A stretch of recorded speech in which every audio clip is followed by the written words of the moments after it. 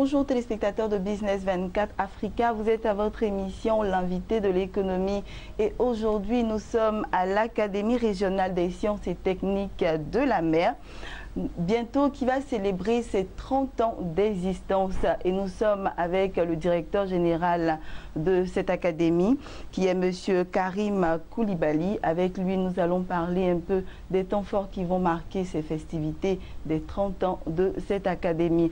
Bonjour DG. Bonjour. Vous allez vous présenter aux téléspectateurs et ensuite vous allez présenter votre académie. Ok, merci. Avant de me présenter, je voulais remercier la chaîne Business 24 de nous donner l'opportunité de nous exprimer sur cette institution importante qu'est l'Académie et également sur l'événement qui nous attend dans quelques jours. Je suis le colonel Karim Koulibaly, administrateur en chef des affaires maritimes et portuaires, directeur général de l'Académie régionale des sciences et techniques de la mer. Concernant l'Académie, il faut dire que l'Académie régionale des sciences et techniques de la mer est l'institution régionale de formation maritime et portuaire des 15 pays francophones de l'Afrique de l'Ouest et du Centre. Parmi ces 15 pays, 8 sont membres du conseil d'administration. Il s'agit de la Côte d'Ivoire, de la Guinée, du Burkina Faso, du Togo, du Bénin, du Gabon, du Congo et de la République démocratique du Congo. L'Académie elle-même est composée de 4 grandes entités. L'école supérieure de navigation pour tous les métiers des navigants, l'école supérieure des transports maritimes pour les auxiliaires du transport maritime, le centre d'enseignement et d'apprentissage maritime pour les métiers subalternes de la navigation et l'Institut de sécurité maritime interrégional pour toutes les questions de sûreté et de sécurité maritime dans le golfe de Guinée. D'accord. Monsieur le directeur général, est-ce qu'on peut avoir l'historique de l'Académie régionale des sciences et techniques de la mer? Bien, pour ne pas remonter très loin, il faut dire qu'on va partir peut-être des années 1975 où le président de la République, d'alors le président Faure-Boigny, avait estimé que les pays africains, notamment la Côte d'Ivoire, mais surtout les pays africains, devaient prendre une part importante dans le commerce, dans leur commerce maritime, et cela par la formation des gens de mer. Donc, avant l'Académie, il y avait le groupe École de la Marine Marchande, qui est l'ancêtre en fait de l'Académie, qui était une école plutôt nationale, à vocation régionale. Et ensuite, cette Académie a été mise sur pied dans le cadre de l'Organisation maritime de l'Afrique de l'Ouest et du Centre, qui est une organisation qui comprend 25 États. Et donc, au sein de cette organisation, il y a des structures spécialisées. Il y a l'Académie régionale des sciences et techniques de la mer d'Abidjan pour les 15 pays francophones et l'Université maritime d'Accra pour les 5 pays anglophones. Donc voici, donc l'Académie a été ouverte en 1987 et c'est pour ça que cette année nous fêtons le trentenaire de cette institution. D'accord. Bref. D'accord. Merci DG. 1987, 2017. 30 ans exactement d'existence de l'Académie régionale des sciences et techniques de la mer. Quel bilan après ces 30 ans d'existence?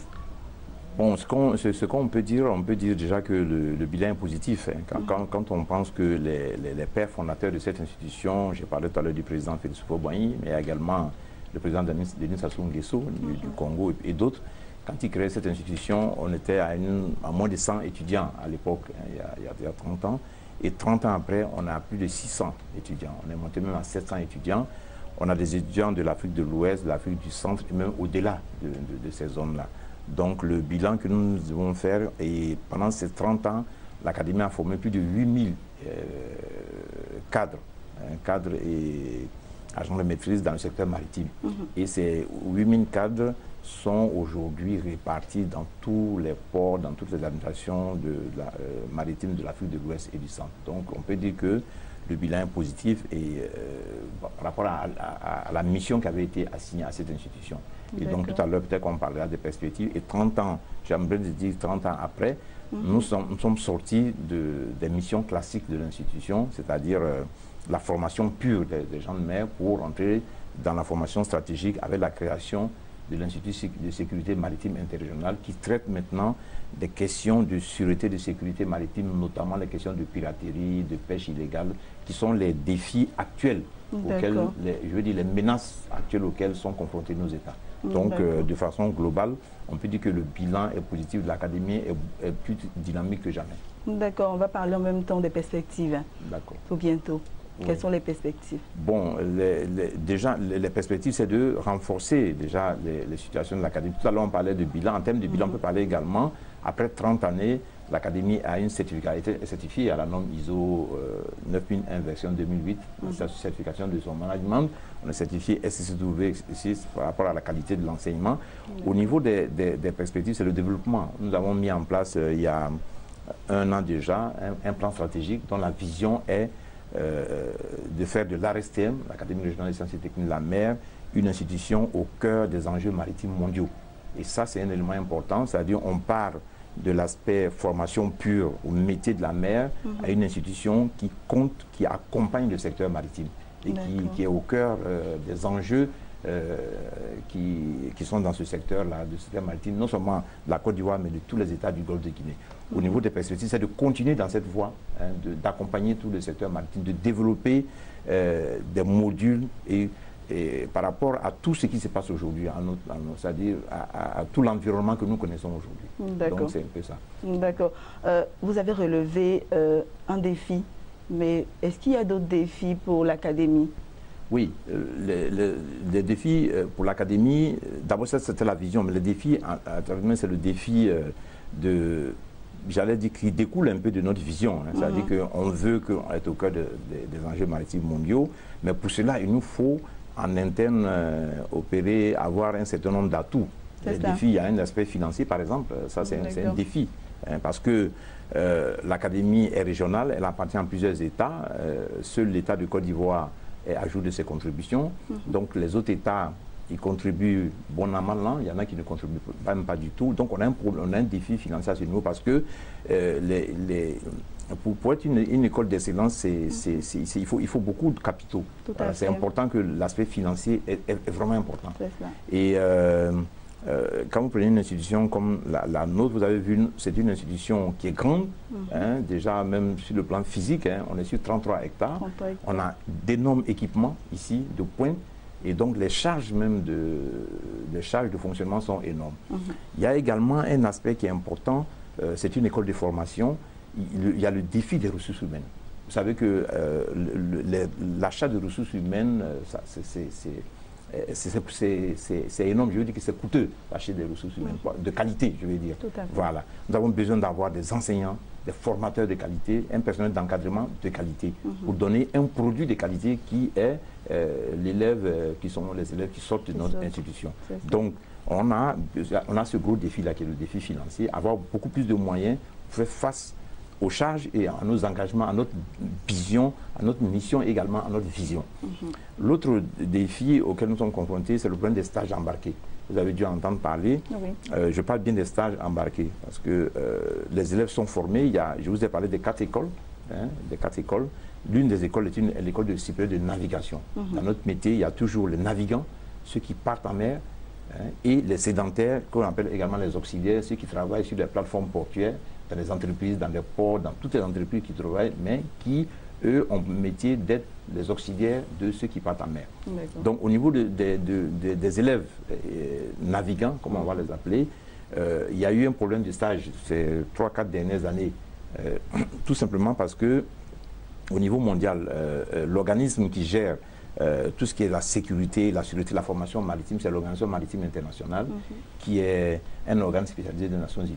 Et cet organisme a encouragé, incité les institutions de formation comme les nôtres à former, parce qu'il y a un déficit mondial en officiers. Malheureusement, il y a un déficit mondial, c'est vrai, mais quand le problème qu'on a au milieu, avant d'aboutir, avant la fin de la formation, il y a la période de stage. Je vous donne un exemple, les officiers supérieurs, les capitaines de long cours et les officiers mécaniciens de première classe, ils font 3 années théoriques à l'académie, ils vont faire 12 mois de stage, ils reviennent pour faire la 4e année théorique, et puis après, ils ont 24 mois de stage. Et donc, quand ils finissent les 3 premières années, ils sont des élèves officiers. Au niveau des 12 premiers mois de stage, il y a des difficultés. Il y a des difficultés parce qu'ils n'arrivent pas à des stages. Je veux dire qu'il y a des stages, parce que contrairement à ce qu'ils ont dit, il y a des stages, mais la demande de stage est plus forte que l'offre de stage.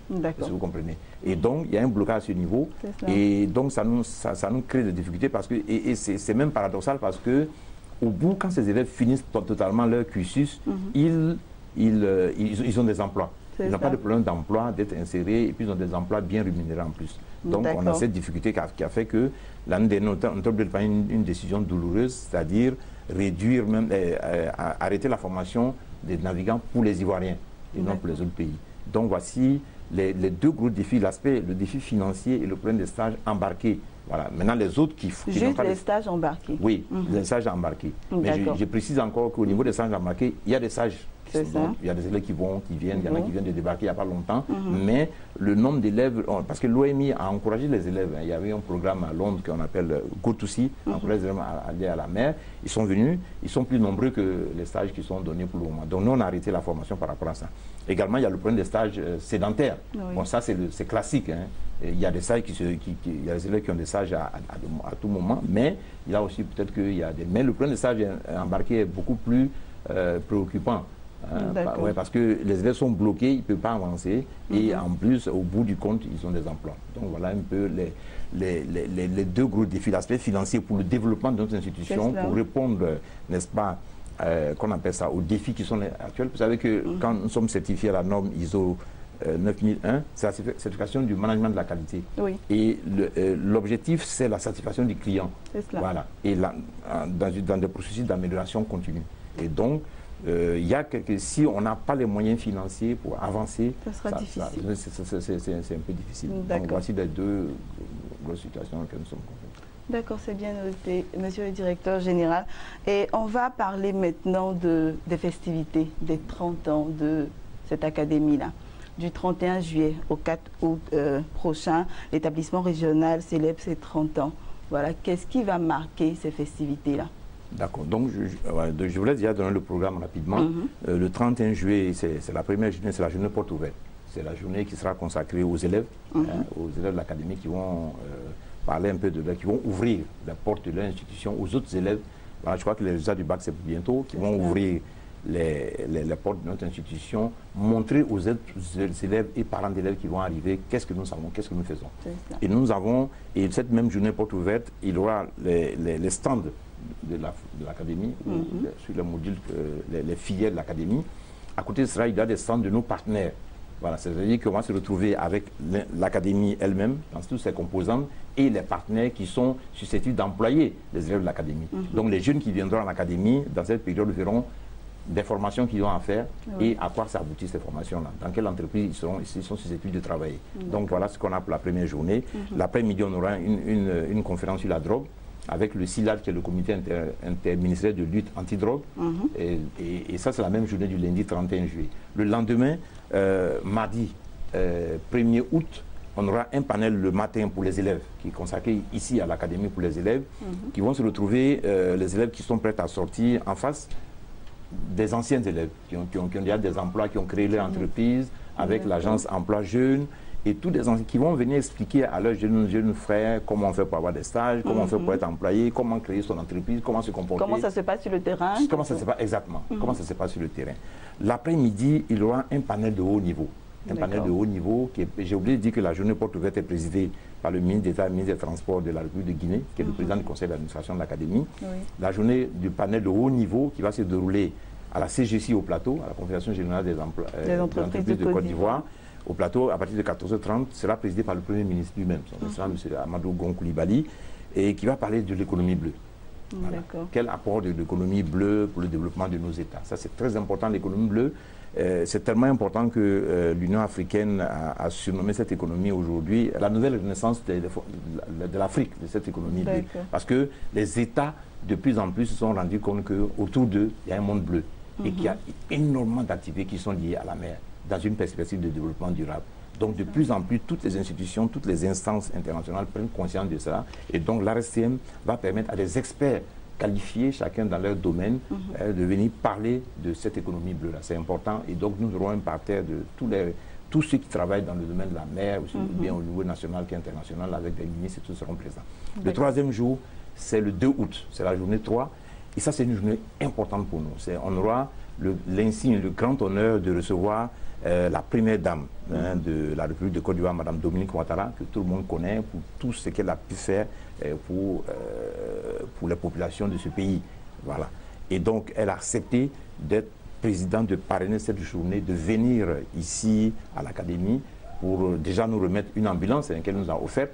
Et vous ne pouvez pas comprendre, vous ne pouvez pas savoir, madame, comment cette ambulance a été importante pour nous. Vous savez que l'Académie est très excentrée par rapport au CHU, par rapport aux grands hôpitaux. Et donc, et vous savez également que tous les 610 élèves de l'Académie vivent ici sur le campus, sont logés sur le campus. Et donc, ça a été important. Et donc, il y aura d'autres actions sociales de la première dame de la République de Côte d'Ivoire. Et ça va être un grand moment, un moment très fort pour nous. Quant à cette présence de la première dame, de la femme au grand cœur dont on passera un grand honneur pour nous qu'elle soit présente. Et nous allons, cette cérémonie est organisée en partenariat avec la mairie de Yopougon, avec les populations qui vont venir. Ça va être un grand moment de fête, un grand moment de remerciement aussi à la première dame pour tout ce qu'elle a fait. Et deuxièmement, ce même jour aussi, ça va être une journée du genre également pour les filles de l'Académie. Vous savez que l'OMI a encouragé également les filles à aller dans le secteur maritime. Donc aujourd'hui, sur les 600 et quelques élèves, nous avons près d'une centaine qui sont des filles. Donc ce jour-là, la première dame de Côte d'Ivoire va remettre des prix d'excellence à toutes les filles, les premières des écoles, celles qui sont les plus disciplinées et tout ça. Donc ce sera là encore la célébration du genre, mais de l'excellence, on va dire ça comme ça. Encourager de plus en plus les filles à s'intéresser à ce corps de métier. Absolument. D'accord. Ensuite, le jour 3, c'est le jeudi 3 août. Ça, c'est ce que nous appelons la journée officielle. Donc nous aurons notre parrain, son excellent M. Denis Sassou Nguesso, voilà, qui viendra certainement avec son homologue de Côte d'Ivoire, ça, mais je ne vais pas me prononcer pour le moment. On aura le parrain. Et cette journée est consacrée à la remise de prix aux personnalités, aux ministres et tout ça, tous ceux qui nous ont encadrés, qui nous ont accompagnés, et à la décoration du personnel, à l'échange à la remise de bas, comme dans d'autres milieux on parle de remise de flambeaux, mais nous c'est la barre qu'on remet, et à remise de poulettes aux élèves, à décoration du personnel, il y aura un défilé militaire, et donc ce sera la grande journée, ce qu'on appelle la journée officielle, ce sera le jeudi 3 août.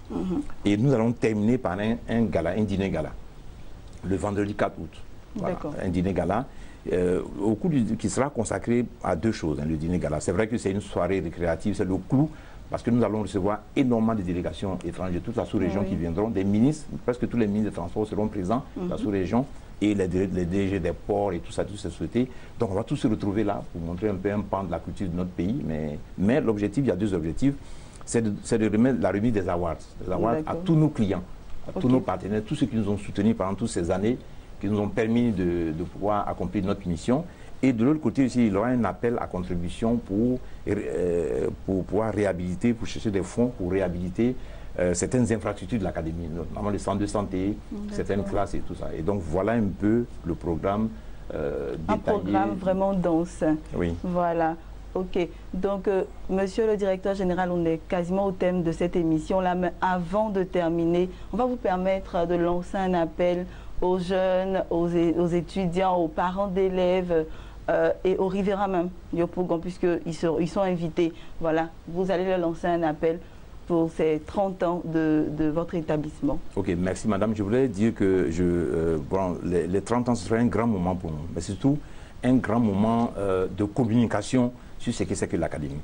L'Académie régionale des sciences et techniques de la mer, on l'a dit, c'est une institution de formation maritime. Vous savez que le maritime, on dit toujours 90% des échanges passent par la mer.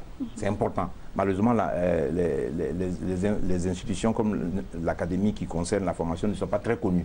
Donc pour nous, ce serait un moment de grande visibilité sur la mer, parce que le maritime plus le pays se développe, plus le maritime se développe.